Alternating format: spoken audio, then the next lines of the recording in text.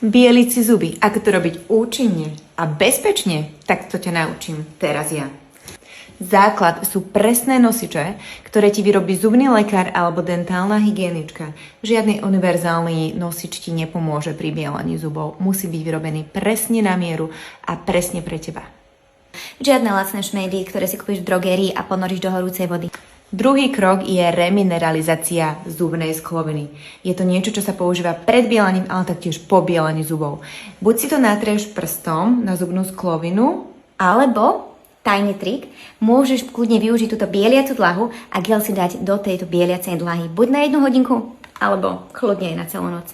remineralizácia I znamená lepší výsledok, dlhšie vydrží bielenie, menej citlivosti a poslanie na sklovine. Čo viac chceš? Na záver, už si len kúpiš takýto profesionálny bieliaci gel u svojej dentálnej hygieničky alebo zubného lekára a presne podľa inštrukcií dobieluj zuby doma podľa tvojich požiadaviek. Je to oveľa lacnejšie a oveľa efektívnejšie ako míňať peniaze u zubného lekára.